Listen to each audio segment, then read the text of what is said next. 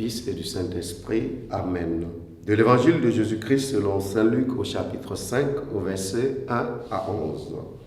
Or, la foule se pressait autour de Jésus pour écouter la parole de Dieu, tandis qu'il se tenait au bord du lac de Génézareth. Il vit 2 barques qui se trouvaient au bord du lac. Les pêcheurs en étaient descendus et lavaient leurs filets. Jésus monta dans une des barques qui appartenait à Simon et lui demanda de s'écarter un peu du rivage. Puis il s'assit et de la barque il enseignait les foules. Quand il eut fini de parler, il dit à Simon, « Avance au large et jetez vos filets pour la pêche. » Simon lui répondit, « Maître, nous avons peiné toute la nuit sans rien prendre, mais sur ta parole, je vais jeter les filets. » Et l'ayant fait, ils capturèrent une telle quantité de poissons que leurs filets allaient se déchirer. Ils firent signe à leurs compagnons de l'autre barque de venir les aider.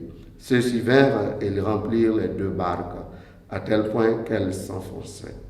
À cette vue, Simon-Pierre tomba aux genoux de Jésus en disant, « Éloigne-toi de moi, Seigneur, car je suis un homme pécheur. » En effet, un grand effroi l'avait saisi, lui et tous ceux qui étaient avec lui, devant la quantité de poissons qu'ils avaient pêchés.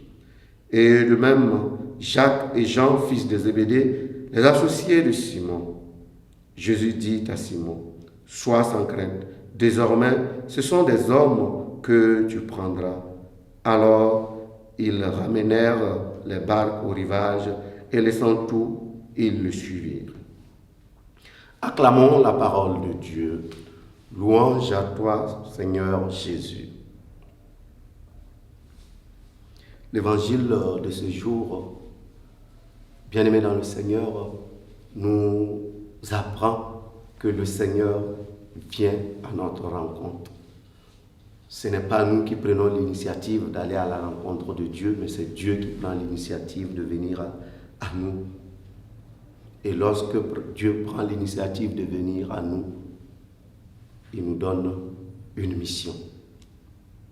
Et quelle est la mission qu'il nous donne? Eh bien, d'aller au large. Aller au large. Que peut signifier aller au large pour le chrétien d'aujourd'hui? Eh bien, aller au large pour le chrétien d'aujourd'hui, c'est savoir vivre en cohérence avec les valeurs évangéliques. Nous sommes dans une société où la religion est remise en cause, pour ne pas dire l'évangile est jeté aux oubliettes.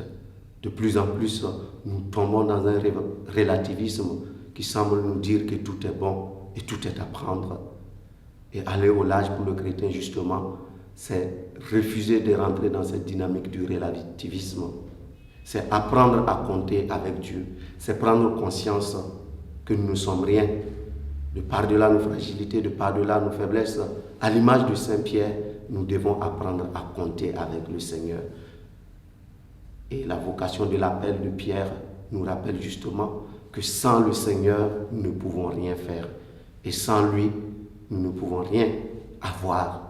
Mais si nous apprenons à obéir à sa parole, si nous apprenons à marcher avec lui, eh bien, non seulement notre filet va se remplir, mais surtout, nous allons vivre en communion avec lui. Autrement dit, nous allons faire cette expérience de Dieu qui nous guide, cette expérience de Dieu qui marche avec nous dans les épreuves et dans les souffrances de tous les jours.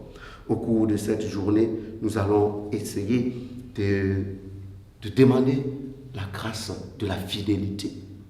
La grâce de la fidélité dans nos engagements, mais cette fidélité qui est en fait le fruit de l'obéissance. Cette obéissance à partir de laquelle nous apprenons à marcher avec le Seigneur. À partir de laquelle nous laissons le Seigneur marcher à notre côté, parce qu'il est toujours là, il vient toujours à notre rencontre. Et nous devons faire justement cet effort-là. Loué soit Jésus-Christ.